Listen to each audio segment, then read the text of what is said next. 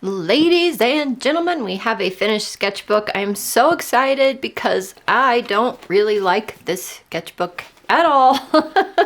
Okay, there are things I like. Well, there's a thing I like about this sketchbook, and that is the size.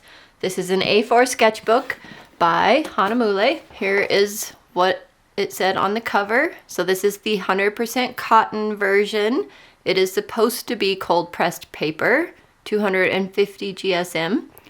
60 pages, but it's more like hot pressed. It's more like an Urban Sketchers kind of sketchbook because you can write on it really well with fine liners and pens and pencils and whatnot, but definitely smooth. But I finished it. I'm so excited. Let's go through it. I started this in May of 2022, so that might tell you how long it's taken me to get through it. I do have a lot of sketchbooks though. In fact, I will link a video up here for you, and it should pop up in the description box automatically as well, of all my sketchbooks, at least as of the time of that video. And I have added to that, so I do have a lot of sketchbooks. I don't always work in the same one, but this was a painting lesson by painting Iain on class 101. That was fun. And I was testing super smelly King Art gouache, and oh, I got roasted by one or two people in the comments because they're like, you shouldn't have said that, my gouache smells fine. Well, guess what? I had the original version, mine was smelly, and I told everyone. That's just the way it is. I'm glad they changed it and it's not smelly now. Gucai Watercolors, this is fun, I love this one. This is a class demo I did in the college class I teach. I teach a beginner watercolor course and we paint fruits and vegetables. This was painting on location. I did not paint outside though. I took a picture, went into my camper and painted these at Flaming Gorge. And this is the Wyoming side, I believe, of Flaming Gorge. And another thing I did with beginner watercolor class, I think that was beginner watercolor. It might have been intermediate watercolor, but not my painting idea. We used another painting as a reference. Hahnemuhle watercolors, still trying to use those up, but this is December 22. Then I had the Paul Rubens Gucai Chinese paints. Those were, I believe, sent to me because I don't think I would have bought them on my own. Tried them out, but I just wasn't feeling like painting that day, so that's the most I did with those, and I do still have them, and I probably will pull them out and use them again at some point. And this was also a class demonstration. I think this was for the intermediate watercolor course, and I painted more realistic, then more stylized, and then super stylized, trying to just show them different ways and methods that they could paint. And this one I actually really like. And that's again with those Hahnemuhle watercolors that I'm still trying to use up, which I think I'll use up this year actually. So you'll see a grand old update on that here eventually, probably towards the end of the year. Maybe the mid-year, I don't know. Another class 101 painting Iain lesson. And I was using a little gouache palette with mostly Holbein gouache in it. Just did that out of my brain. Another painting Iain class 101 lesson, same with this one. These are the Hahnemuhle, these are Mission Gold. I had the set of 5 or 6 Michael Harding watercolor tubes that I received, and so I was trying to make my own purple, orange, brown, and like a Payne's gray color, and I think I succeeded quite well, so I panned those up and added those to my palette of 5 or 6 colors. And then I did a little painting with those, and that was in 23. This was in plein air painting. I have a painting group we get together that I started, and we were at a local-ish park, but there was a big group that day, sat on a picnic table with our supplies and just painted the river and the sidewalks and the bike path. I like that. And then I was cleaning up the palette from my Michael Harding tests. I didn't want to waste any of that paint because it's bright and vibrant and beautiful. So in June of 23, I did the color, and then I added the line work in October of 24. I love this one. This is part of World Watercolor Month. Oh my gosh, this is so cute. It's like my favorite out of this book, probably. I used the Stabilo Woodies and the Winsor & Newton watercolors. I just love it. This was a Derwent ink tints demonstration for a sketchbook class. I wasn't going to make it a painting. I was just scribbling and showing them how the ink tints blocks and the pencils re-wet. And then I'm like, well, maybe I could make a little sketch drawing out of it. So you can see that there's a little bit of a mess and things that couldn't be covered up, but for the most part, I did a little sketch on it, which is great. I had Regina's watercolors here, and I did a fun mixing demonstration with those colors. And we got a whole variety of different colors from that. And then I painted this pumpkin with them. Those are pretty fun watercolors. Actually, I've used them once or twice since then, and I really like them. Then I got stuff on my wish list and demonstrated these with you guys here on the channel. Most of this is on the channel actually that's in here. Some is not, but a lot is. So just check out the videos on my channel. It should be under sketchbook for the most part, or art hauls, or both. So these are the Paul Rubens granulating and layering colors, the M-Gram Pyro Red, which is a PR254. I love this one. I think the M-Gram one is my favorite PR254. I have lost this tube, although I wonder, part of me thinks I actually located it right before I left for Arizona, but I need to go look in my M-Gram stash because I was missing it for a long time and I was looking for it and I blamed it on the cats. So we'll have to see if I have that. I got the Caran d'Ache Gouache Studio set, the Golden Open Acrylics, and the Kiritake Gansai Tambi, I said that weird, Tambi, new to me colors, so I just bought these open stock to fill in my palette. And I did use these once again in a class, but that's not on the channel. And the Knicker Painter's Gouache, I brought this gouache with me on the trip, the month-long trip I just got back from recently, but I did not end up pulling them out and using them, but I do want to. I had some new Roman Schmal watercolors, so you can see this is January of 24, that I just wanted to just use the new colors, and I tried to make this scene out of it, and I think that worked okay. This is another class I did about, I think this was a sketchbook class as well. I told them to put the month on a page and then just every day of that month put something in there that represented that day. I didn't like doing that myself, so I kind of gave up partway through and then just filled in the bottom with these doodles, but I still think this would be a good idea if you weren't painting something you did that day, but just like did some kind of doodle every day on a page like that, or maybe a double page spread. And this was in plein air again, and that was fun. A little shed. And we had spare time on the last class in my beginner watercolor class, so I just grabbed some of the references I brought for them and painted from those, and that was fun. In fact, I really enjoy this page. It's another one of my favorites. It was a palette clean out. Both of these were palette clean outs, and then I put the line work over this one in October of 24, but this was, the paint was put on here earlier than that. I didn't mark when I put the paint on there from the palette clean out, but that's okay. It was another palette clean out, and I put the line work on, and I wasn't sure. This was such a pretty page even without the line work that I wasn't really sure I wanted to put the line work on it, but it was really relaxing, and I do love the way it turned out.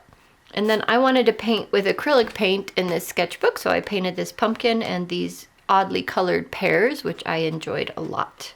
And then I had these templates with random shapes, so I put the random shapes on here and tried to fill them in here and there with color, or you can see mushroom, or like abstract flowers, things like that, sky practice. So put that on there in October of 24, but I didn't consider this page finished because I think I put the mushroom and these window features in June of 25. And then I went to an Iain Stewart workshop in Colorado, and these were some of my doodle sketches from that course. This, I actually did find a reference for this. I thought I made it up, but I saw it on my phone, so let me get rid of that because it did have some kind of reference. I just didn't have the reference with me at the time. I just kind of remembered in my head what I had seen apparently. So anyway, This was a portrait painting challenge I did for my Patreons, but I never finished this. I just decided I want to do portraits, but at that time, it just didn't interest me enough to keep up with it. So that's as far as I got. You can see it's quite unfinished. I just started to put like the shadows in the face, and I decided I'm not going to finish it. It's fine. And all of these next pages are class demonstrations for a watercolor course I teach about tips and techniques and things like that. So they're pretty basic, very fun. Some negative painting. I didn't finish that because I don't want to just have them sit an hour while I paint, but I showed them the basic idea of things and then I have them do that. Some more tips and techniques that I showed them. And then just a class demo. I gave us 15 minutes to paint something. That's what I came up with. In 20 minutes, I did this, and we were really talking about contrast. So that was super fun. And complementary colors. I know these are adjacent complementary, but same difference. And then this, I was teaching them about the importance of an underpainting. Well, you don't always have to do that, but if you do, you get a much more vibrant painting in some cases. So in this painting, we painted the yellow underneath. This one we did not, and used the exact same oranges and reds on the top, but you can see how this one just looks brighter. I like them both, but I like this one more. Cleaning the green out of the cadmium lemon, and that's how I got these shapes, and then just kind of finished this with an indigo. And then I did that whole Aquatone Watercolor series. These were all the yellows. I used every yellow I had in my Aquatone watercolors, and I bought every watercolor Aquatone was making at that point. And then I did all the reds and all the greens and all the blues. I like the apple. Ugh. I didn't like this painting reference from the beginning, so I didn't spend a lot of time on this, but this was an Aaron Blaise watercolor class that I did online. I did it with the Marie's Masters watercolors, which are very nice, but I just didn't like the reference to start with, so I didn't invest myself in this painting, and that's why I did it in this sketchbook instead of on really nice paper as well. I think it's kind of neat. The tree is kind of neat, but I need to just like cut it off right there, and then maybe that would be okay. More of that class demonstration. I taught that same class again, so you can see that here again. And I just like to use this sketchbook because I don't like the sketchbook very well. All the sizing had started to go bad about like here, I think. The sizing started to go bad in this sketchbook, and it's such a bummer. Anyway, then I taught a different class, or no, this is the same class, but we did the painting fur demonstration that Emily Olson teaches. Why reinvent the wheel, right? So that's super fun. And same thing, more of that class. And then this was just playing. I have a couple of new products I haven't shown you yet, which will be coming out soon, or maybe it's already out. I try and video everything in order so I don't confuse myself, but I'm kind of getting a backlog of footage and I'm getting confused. So who knows when the videos will be out. Supervision watercolors, they were 50% off, so you got 48 8mm pans for about $70. Super affordable, so I bought them and made a palette. You'll see that coming up. And then the Sketchbox Signature Color Shift watercolors, I tried these out. They're very interesting. Let's see if you can see. There you go. Kind of interesting, right? They were much more intriguing than I thought they would be. So I will play with those again someday.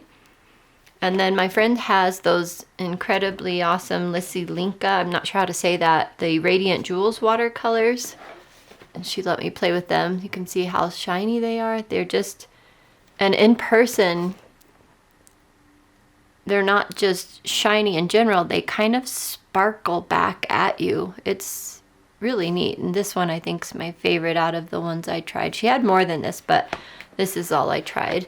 And then I got out my Magella gouache. This was playtime with the ladies, basically, all of these.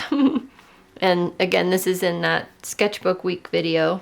But anyway, I got out my Magella gouache and just made a little scene from my head. I just wanted to try and clean out some of the palette that looked like it had some colors that I liked. So there we have it. And finally, I tried the Schmincke Aqua Drops that my friend sent to me.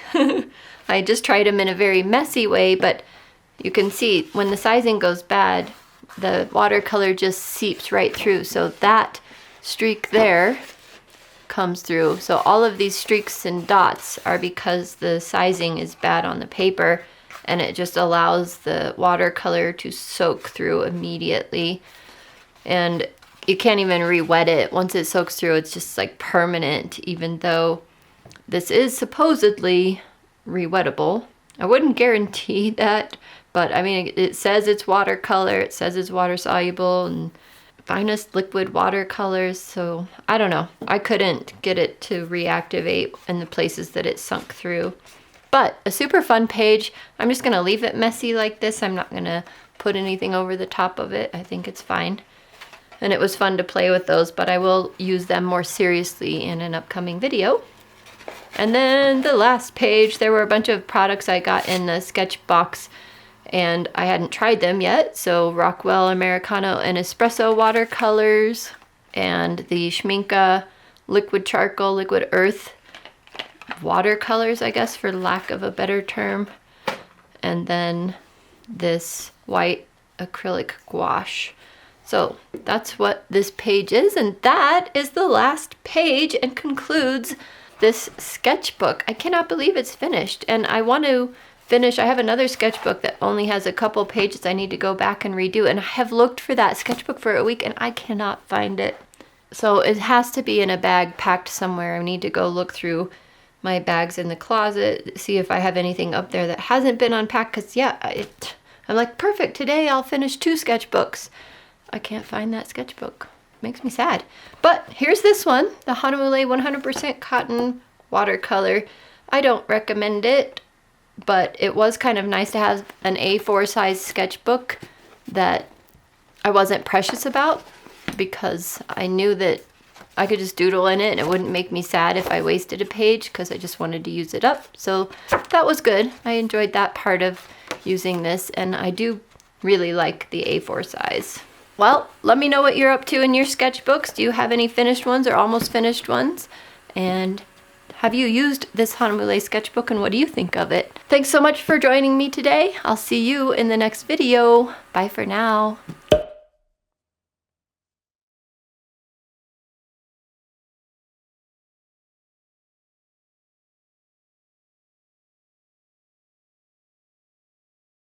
You should have named Sleepy instead of Ash. He's usually a jackass. Really? He zonked. He's ornery. Yeah? He's so cute. Is his collar okay? Yeah. I put this one on. Ah. This is a CMC watercolor class demo. I didn't want to waste any of that paint because it's bright and vibrant and beautiful. These are the Paul Rubens granulating colors, my M-Gram